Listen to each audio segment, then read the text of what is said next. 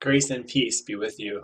Hi, my name is Mark. I'm the pastor at Sycamore Creek in Potterville. I have a brief thought for you. It's based on Psalm 4, which I'm reading through Psalms right now in my devotions. And I just want to encourage you that you should pick up your Bible and read Psalm 4 along with listening to my reflection. Have you ever been hurt by someone, like by criticism, or stung by someone talking about you behind your back?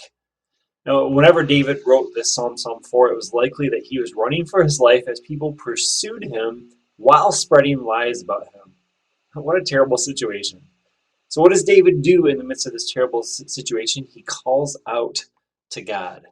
Now, one of the ways that we can tell when something is bothering us is that we have trouble sleeping.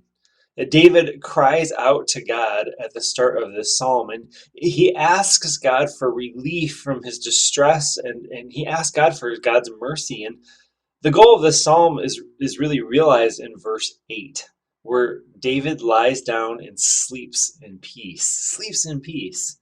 Now, David is able to do that not because his problems or his difficulty have disappeared, but because he is safe and secure in his trust in God.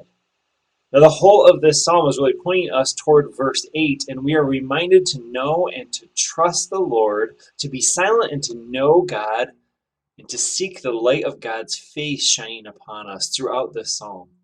Psalm 4 teaches us that to seek God in the midst of distress, and to do so filled with God's truth. I want to encourage you today to call out to God in whatever difficulty, whatever distress, whatever trial you are facing, that God will meet you there, and that God will offer you God's peace. Grace and peace be with you.